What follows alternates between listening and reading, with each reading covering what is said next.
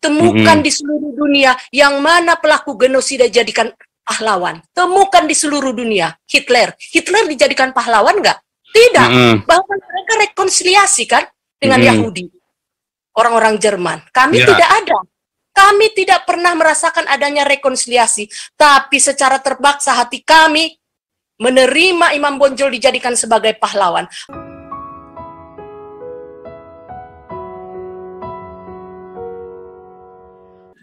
Rule aja. Ya, terima kasih. Silakan. Halo, salam. Shalom. Salam sejahtera. Salam sejahtera. Ya, salam buat Paul Zong ya. Salam. Ya, selamat malam buat semuanya. Luar biasa. Terima kasih. Ya, jadi menanggapi apa yang disampaikan oleh bapak-bapak tadi tentang Islam, bahwa di mana kami datang dengan membawa pedang atau membawa kekerasan, ini perlu ditinjau kembali, Bapak. Ya. Karena Bapak cuma hanya mengambil satu referensi yang dimana pada situasi perang, ya. Tadi konsep itu dibawa ke dalam ranah untuk mengasumsikan bahwa Islam kami itu dibawa dengan kekerasan. Tetapi buktinya kami datang. Kalau kita melihat sebuah sejarah, ya, dari sejarah yang ada, baik itu sejarah keruntuhan dari Konstantinopel, sejarah runtuhnya, di mana perjuangan Umar bin Khattab di dalam menaklukkan kota Yerusalem saat itu bagaimana perlakuan mereka. Bahkan Nabi Muhammad SAW ketika memenangkan perang, tetapi apa yang menjadi jaminan kepada mereka, orang-orang kafir saat itu, yang justru dengan ketakutannya melihat kedatangan Nabi Muhammad dengan pasukannya. Tetapi apa jawaban Nabi Muhammad? Bahwa tidak ada lagi kekerasan di sana. Kalian tidak boleh keluar, tidak harus bersembunyi di dalam rumah. Kalian bersama-sama dengan kita. Itu pertanda bahwa Nabi Muhammad SAW memberikan penjelasan kepada umat-umat generasi selanjutnya bahwa kami umat Islam haruslah mengikuti apa yang menjadi teladan Nabi Muhammad. Kita ini satu NKRI, Pak. Jadi kalau bapak-bapak justru memicu persoalan-persoalan dengan cara-cara tanpa ada pengetahuan daripadanya, maka tentunya ini menjadi sebuah barometer pertimbangan kami untuk bisa mengklarifikasi sebenarnya kenapa bapak-bapak mengatakan seperti itu. Ya. Jadi di Zoom ini kami minta Pak Zau, jangan lagi memberikan statement-statement atau pernyataan-pernyataan yang justru memecah belah, ya, dari kita sebagai bangsa Indonesia yang disatukan oleh NKRI, disatukan oleh Bhinneka Tunggal Ika. Maka wajar-wajar saja kita menggunakan dalil-dalil yang datang, baik itu dalam Al-Quran maupun dalam itu, tapi tidak harus mengasumsikan atau memberikan sebuah statement yang justru memicu persoalan kemudian. Nah, inilah yang perlu kita lihat dalam beberapa pekan ini. Dan itu kami minta, kami sebagai warga negara, kita ini sama-sama, Pak. Mari kita bangun kerjasama, membangun persaudaraan kita. Karena kita semua ini bersaudara. Tidak ada yang namanya orang Papua. Tidak ada yang namanya perbedaan antara orang Aceh, orang Sulawesi, orang Kalimantan. Kita bersatu di sini. Jadi kami di sini tidak akan memberikan hal-hal yang justru menyinggung perasaan saudara-saudara. Terima kasih dari saya. Salam NKRI. Luar biasa. Luar biasa. Tapi sayang praktiknya nggak begitu ya, Pak.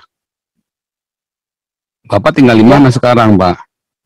Kalau saya di Sulawesi, Pak. Oh, Sulawesi itu daerah mana tuh, Pak? Artinya begini. Sulawesi itu daerah mana tinggalnya? Sulawesi Utara, Pak. Oh, Sulawesi Utara. Oh, di Gorontalo. Iya. Pak, Gorontalo itu di planet mana, Pak? Kalau Bapak, ya, itu kan Sulawesi, Pak. Itu Celebes.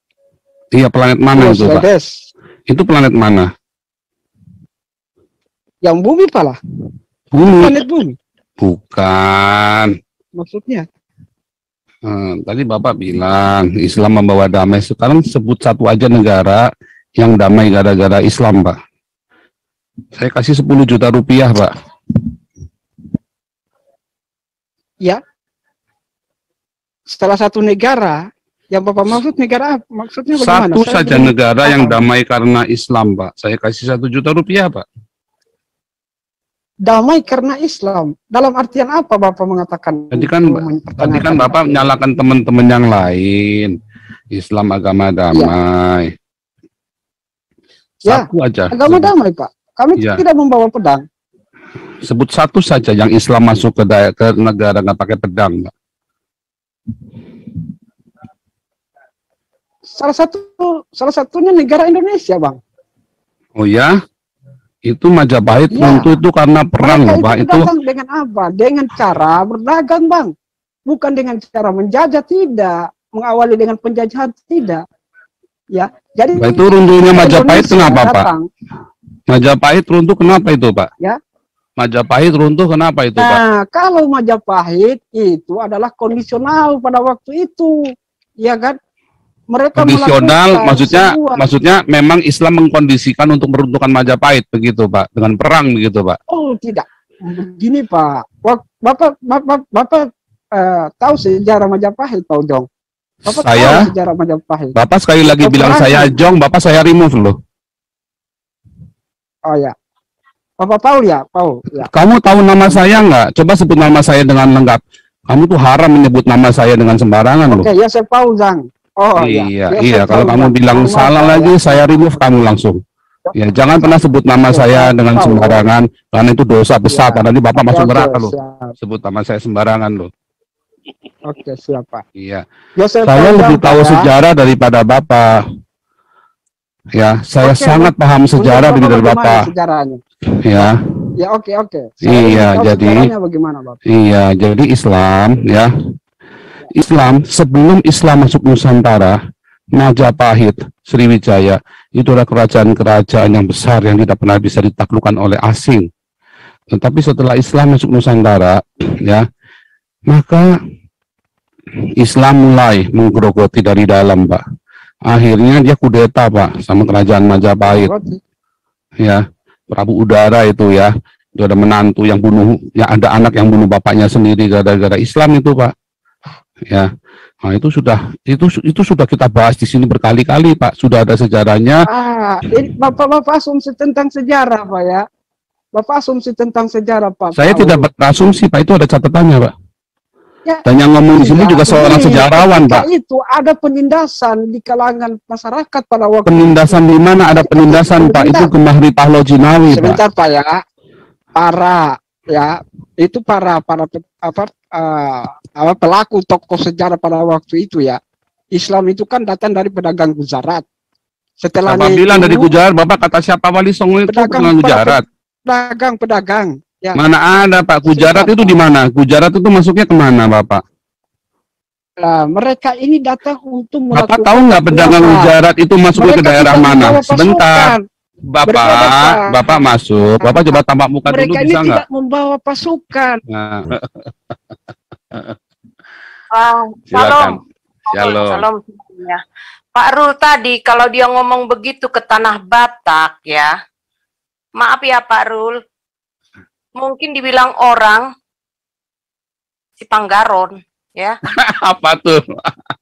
Nggak ada bahasa Indonesianya, Pak. Iya kan? Karena apa Pak Paul ya? Bahasa Dewa. Ya. Di Batak itu, kita itu keturunan dari orang-orang yang pernah tergenosida 600.000 orang lebih. Mau bicara sejarah dia, sejarah apa yang mau ditampilkannya ke Batak sana? Mau dilencengkannya sejarah? Tidak akan bisa. Itu sudah paten, orang Batak itu cerdas, nggak akan mau sedikit pun melencengkan sejarah nenek moyang kami. Jadi kalau cerita Padri yang zaman dahulu sama persis dengan yang yang kami ceritakan, yang kami dapat cerita dari nenek moyang kami secara turun-temurun. Jadi kalau Pak Rul tadi datang ke Sumatera Utara, khususnya Tapanuli dengan cerita seperti itu, mungkin diludahin orang, maaf nih saya bilang ya, sok tahu sejarah, ya.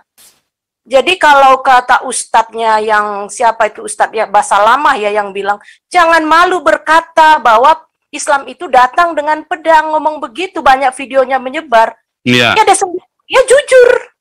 Karena dia jujur. Iya. Dan kamilah bukti sejarahnya. Mau berkata apa itu Sirul itu? Nggak bilang nggak tahu sejarah. Ya hati-hati kalau datang ke Batak. Ya, jangan buat lencengkan sejarah. Jangan coba-coba. Ya, lencengkan sejarah itu. Nah, itu aja peringatan buat Sirul itu.